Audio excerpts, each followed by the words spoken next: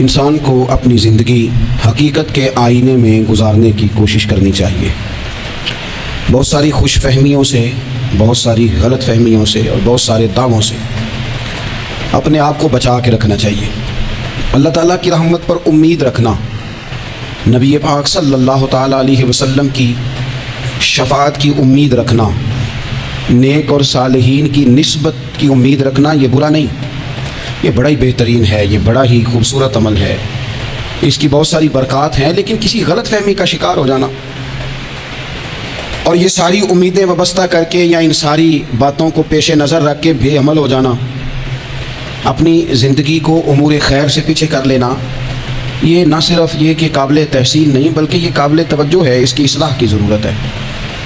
قرآن مجید سورہ بقرہ سے جو آیہ کریمہ میں نے تلاوت کی ہے، اس میں اللہ تبارک و تعالیٰ نے اسی بات کا ذکر اہل یہود کے لیے فرمایا ہے۔ یہودی جگہ جگہ قرآن مجید بتاتا ہے کہ کہیں کہتے تھے کہ ہم اللہ کے بیٹے ہیں، معاذ اللہ، اللہ کے بڑے پیارے ہیں، ہمیں تو تھوڑے دنوں کے لیے عذاب ہوگا، بڑی جلدی ہمیں معاف کر دیا جائے گا۔ وہ بڑی لمبی چوڑی خوش فہمیوں کا اظہار کرتے اور بڑے بڑے دعوے کرتے۔ پھر چلتے چلتے انہوں نے ایک اور دعویٰ کر دیا، کہنے لگے کہ آخرت کا گھر تو صرف ہمارے لیے ہے، جنت میں صرف یہودی جائیں گے اور کوئی نہیں جائے گا۔ اللہ تبارک و تعالیٰ نے ان کے اس دعوے کا ذکر فرمایا ہے۔ یہ دیکھیں دعویٰ کتنا بڑا ہے کہ آخرت کا گھر تو صرف ہمارے لیے، فقط ہمارے لیے۔ مسلمان یہ دعویٰ نہیں کرتے۔ نبی پاک صلی اللہ تعالیٰ علیہ وسلم نے جب اس بات کا اظہار کیا ہے تو اس طرح کیا ہے، فرمایا جنتیوں کی 120 صفیں ہوں گی اور 80 میری امت کی ہوں گی۔ لیکن یہ بھی فرمایا کہ باقی لوگ بھی تو ہوں گے نا، ان کی 40 صفیں ہیں لیکن جنت میں دوسرے پچھلے لوگ بھی موجود ہوں گے۔ یہ دعویٰ نہیں کیا کہ صرف مسلمان جائیں گے، ان سے پہلے جو نبی اور ان کی ایماندار اور نیک امتیں گزری ہیں ان میں سے کوئی جنت میں نہیں جائے گا، یہ نہیں فرمایا۔ لیکن یہ اس طرح کے دعوے بعض لوگ کرتے ہیں اور سنائی دیتے ہیں۔ تو یہودی بھی یہ کہا کرتے تھے کہ جنت تو خالص ہمارے لیے ہے اور کوئی نہیں جائے گا اس میں۔ تو اللہ کریم نے فرمایا کل ان کانت لکم الدار الاخرۃ عند اللہ خالصۃ من دون الناس۔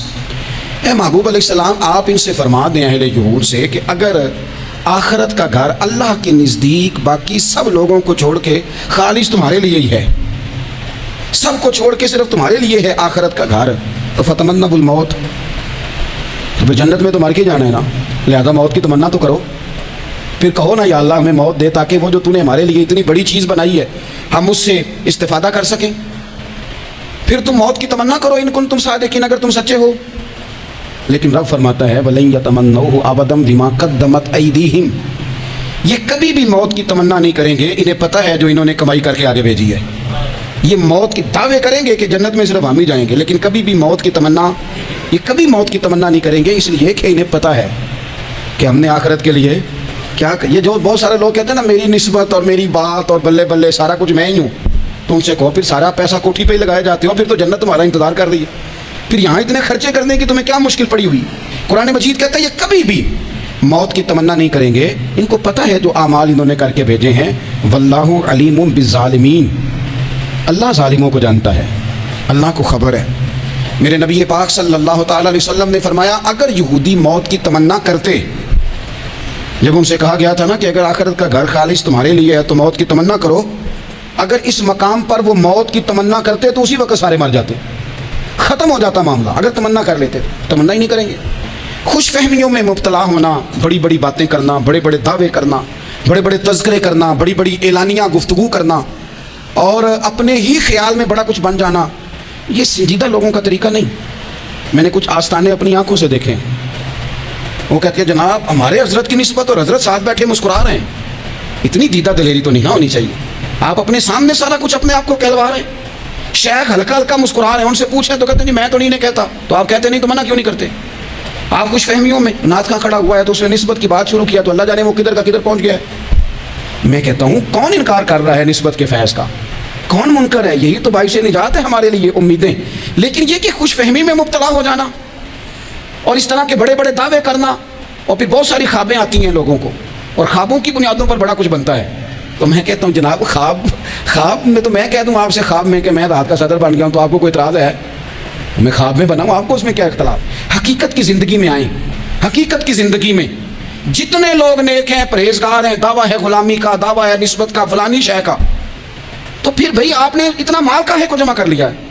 پھر یہ کاریں، یہ بنگلے، یہ کوٹھیاں، یہ جائیدادیں، یہ جلسوں کی فیسیں، یہ نعتوں کی فیسیں، یہ کس لیے؟ پھر تو آخرت آپ کے لیے سجی ہوئی ہے، سنوری ہوئی ہے، پھر تو آپ اس طرف توجہ کریں۔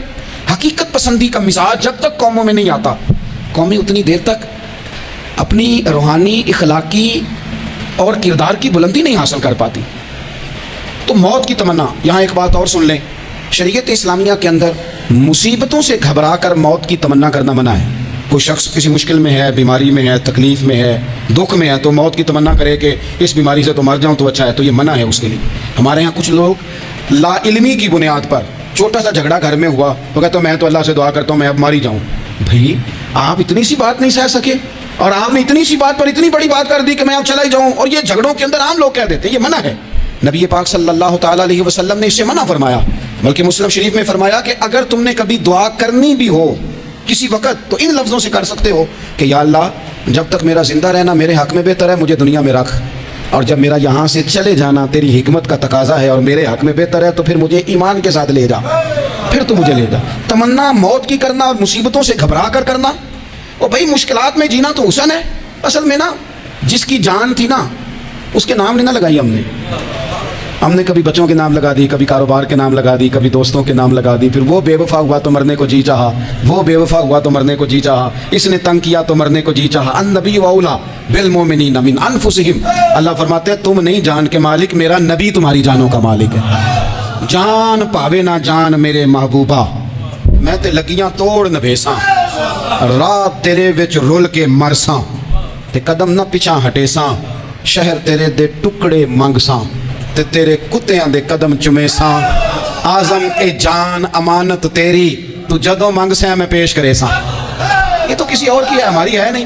تو بہت سارے لوگ گھبرا کر ہو بڑی تکلیف آ گئی، بھئی آپ جلدی نہ کریں، بالکل جلدی نہ کریں، آپ حوصلہ پیدا کریں، اور جیا تو جاتا ہی مشکل میں ہے۔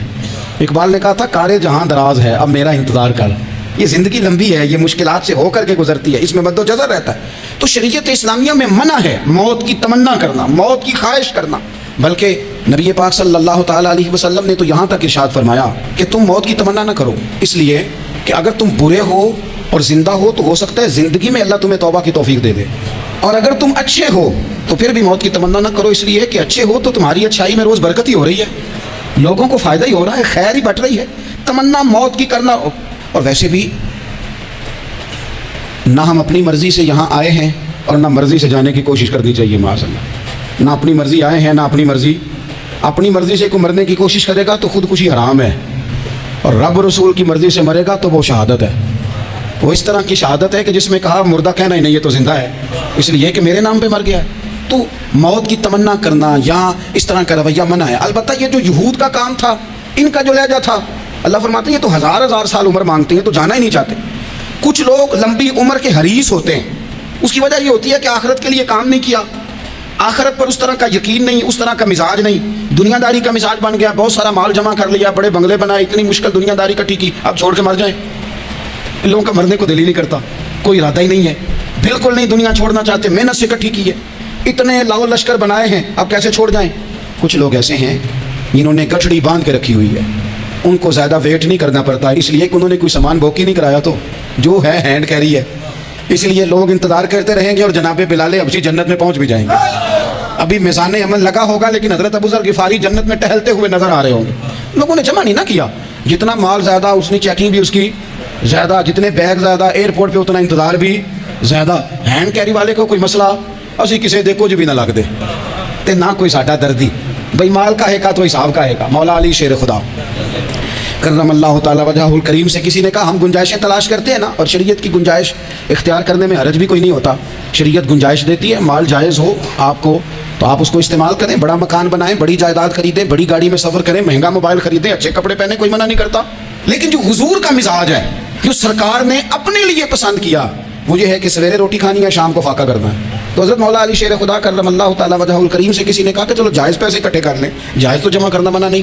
تو حضرت علی کی باتیں بڑی حکمتوں والی تھی نا، تو ایک جملے میں انہوں نے کئی جواب دے دیے، کہنے لگے میاں مال حرام ہو تو عذاب ہوتا ہے، حلال ہو تو حساب ہوتا ہے، لہٰذا ہم دونوں کام ہی نہیں کرتے، نہ ادھر جاتے ہیں نہ ادھر جاتے ہیں، جمع کرنے کی حاجت کیا ہے؟ دنیا اتنی سجا لینا، اتنی سوار لینا،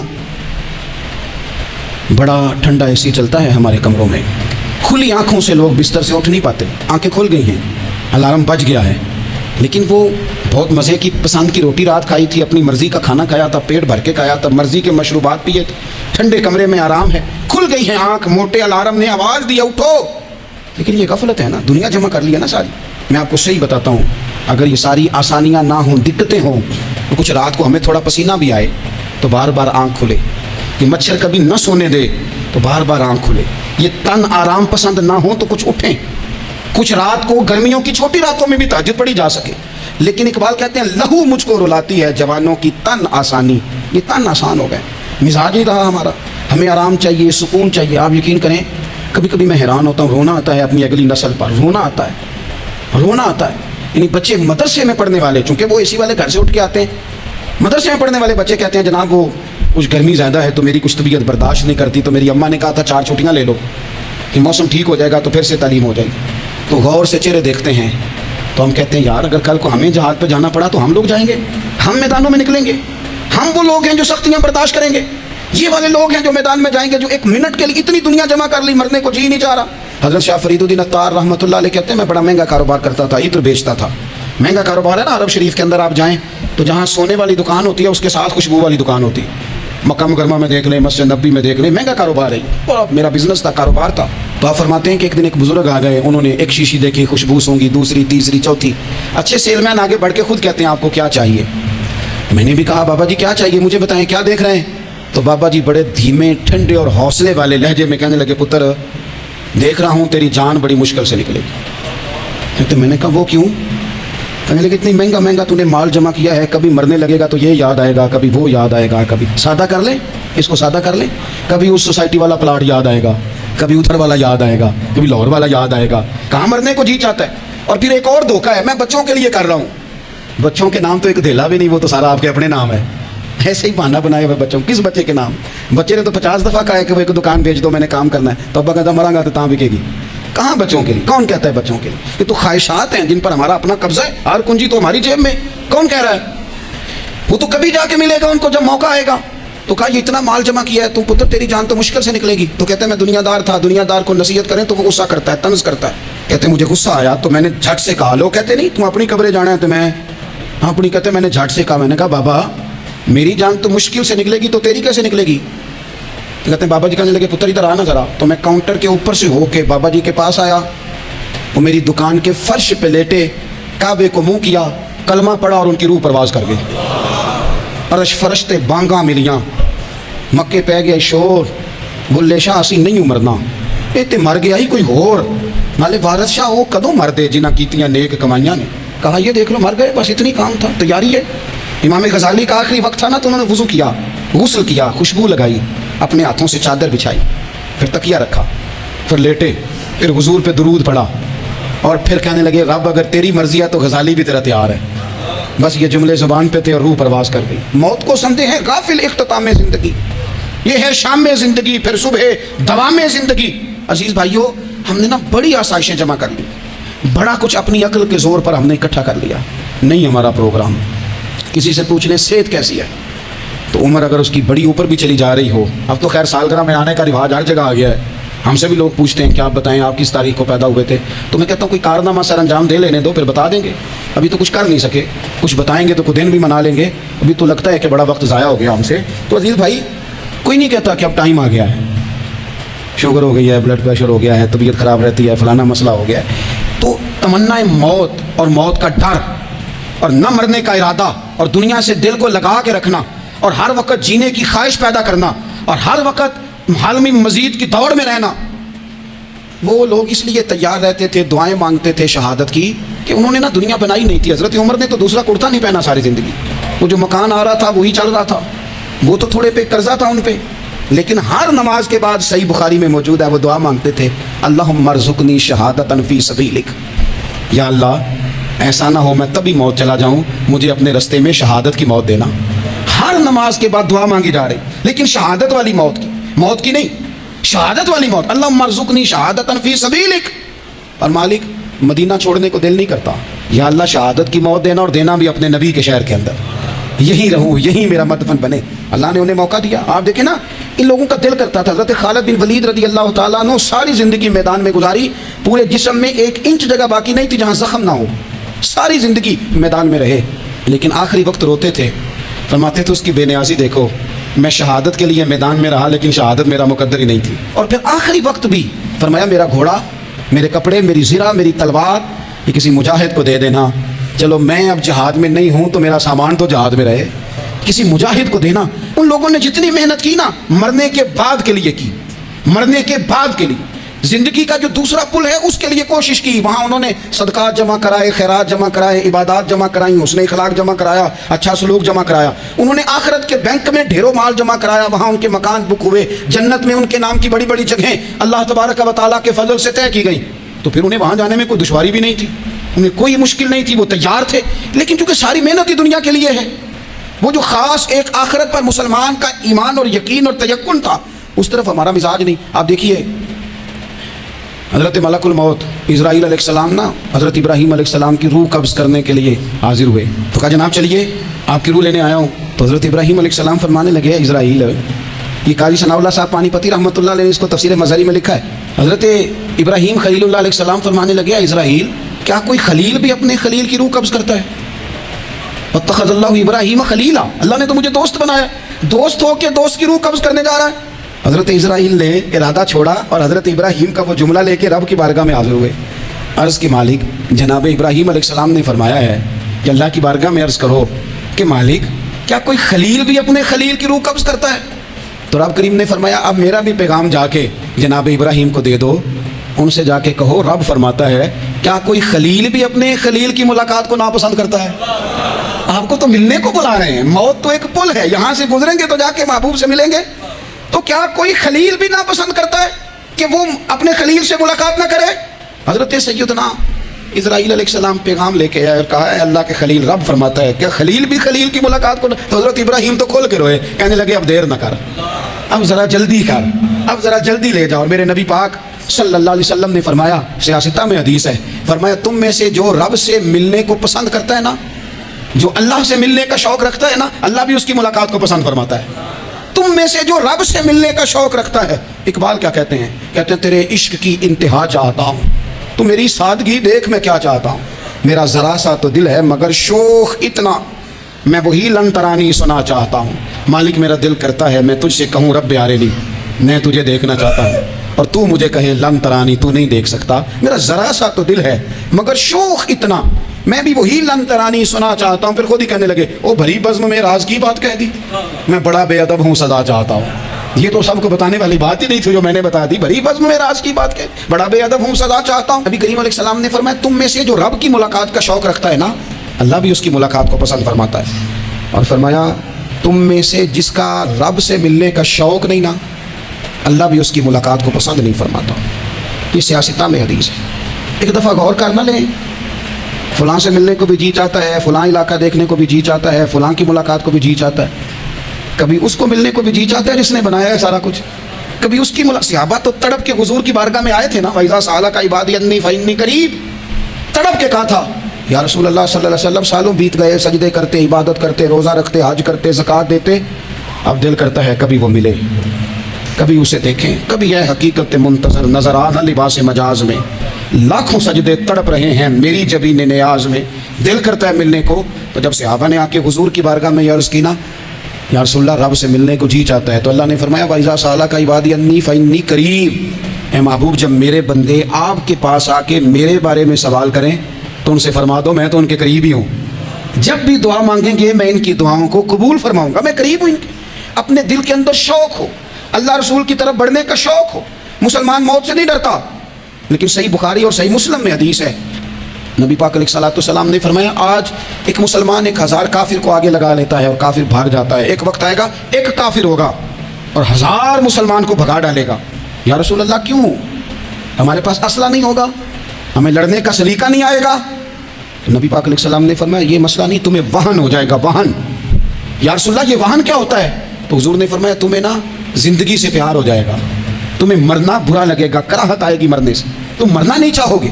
تو جب کسی کو زندگی سے پیار ہو جائے تو پھر وہ بھاگتا ہے, پھر وہ ہر بندے کی ہر بات مانتا ہے چونکہ وہ جینا چاہتا ہے. اور کچھ لوگ ایسے ہوتے ہیں وہ جب بدر میں مسلمان پہنچے نا تو جاسوس بھیجا ابو جہل نے، کہا جاؤ پتہ کر کے اور لوگ کتنے ہیں اور ان میں جوان کتنے ہیں، بوڑھے کتنے ہیں اور اسلحہ کتنا ہے۔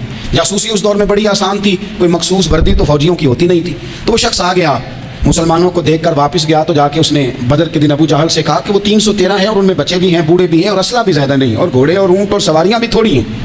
تو ابو جہل بڑا ہنسا اور معاذ اللہ کہنے لگا کیا انہیں ہم سے لڑنا ہے، تھوڑے سے تو لوگ آئیں، اس طرح کرو صبح نا انہیں پشتوں پہ باندھ کے نا گھوڑوں کی تو مکے لے چلتے ہیں، وہاں جا کے دیکھیں گے ان کے ساتھ کیا کرنا ہے۔ تو وہ جاسوس کہنے لگا پوری بات تو سن لے۔ اس نے کہا پوری بات کیا ہے؟ کہنے لگا آئے 313 ہیں پر گھر واپس جانے کا کسی کا بھی ارادہ نہیں، وہ کشتیاں جلا کے آئے ہیں، میں رات وہاں گزار کے آیا ہوں، میں نے بوڑھوں کو بھی شہادت مانگتے دیکھا ہے، میں نے بچوں کو بھی شہادت مانگتے دیکھا ہے، میں نے ایک ایک کے سینے میں مر مٹنے کا جذبہ دیکھا ہے، وہ جینے کی امنگ لے کے نہیں آئے، ہتھیلی پہ رکھ کے آئے ہیں جان، اور ایک ایک شخص شہید ہو کے جانا چاہتا ہے، اور وہ ایک دوسرے کے پیچھے چھپیں گے نہیں۔ یہ جو موت ہے نا، موت یہ تو ایک پل ہے، اس سے گزریں گے، اللہ رسول کے حضور جائیں گے، جنت کی نعمتیں، خدا کی تیار کی ہوئی رحمتیں مسلمان کا آگے بڑھ کے استقبال کریں گے۔ حضرت عمار بن یاسر رضی اللہ تعالیٰ عنہ کو زخم لگ رہا ہے میدان جہاد میں، اور تیز زخم لگ رہا ہے، سخت تکلیف میں۔ تو ایک شخص نے آ کے پوچھا کیا حال ہے؟ تو آپ فرمانے لگے حال کیا ہونا ہے، تھوڑا سا ٹائم رہ گیا ہے۔ تو بندہ پریشان ہو گیا، اس نے کہا کس بات میں؟ فرمانے لگے تھوڑا سا ٹائم رہ گیا، بس میں نبی پاک سے ملنے والا ہوں اور حضور کے صحابہ سے ملنے والا ہوں۔ حضرت عمار بن یاسر رضی اللہ تعالیٰ عنہ کہنے لگے تھوڑا سا ٹائم رہ گیا، تھوڑا سا مرنا مرنا ہر کوئی آکھے تے میں بھی آکھاں مرنا، تے جس مرنے تھی خوشبو نہ آوے او مرنا کی مرنا، تے جس مرنے وچ سونا راضی اس مرنے تو کی ڈرنا۔ ایک گل رکھنا یاد کہ میرا جس دن ہووے مرنا، سب کچھ کرنا، سب کچھ کر کے میرا منہ روزے ول کرنا، شاید میرا آقا آوے میں دیدار حضور دا کرنا۔ فرمایا کہ وہ تو بالکل قریب آ گیا ٹائم۔ حضرت سیدنا بلال حبشی رضی اللہ تعالیٰ عنہ آخری وقت ہے، لوگ بڑا اس کا منظر جب بیان کرتے ہیں تو خوفناک بیان کرتے ہیں، اس طرح کا لہجہ اختیار کرتے ہیں کہ بات سن کے بندہ کہاں بجائے۔ سیدنا بلال حبشی رضی اللہ تعالیٰ عنہ بالکل آخری وقت ہے، جانے کا ٹائم۔ تو حضرت بلال کی اہلیہ قریب بیٹھی ہیں، تو کہنے لگی بڑے غم کا موقع آ گیا، غموں کی رات شروع ہو گئی، حالات میرے لیے مشکل آ گئے۔ آپ نے فرمایا کیا ہوا؟ کہنے لگی آپ جا رہے ہیں؟ تو حضرت بلال کہنے لگے یہ غم کا موقع نہیں، یہ تو خوشی کا موقع ہے، میں جاؤں گا تو حضور سے ملوں گا نا، جاؤں گا تو نبی پاک سے ملاقات ہوگی، یہ تو میرا ملاقات کا وقت آیا۔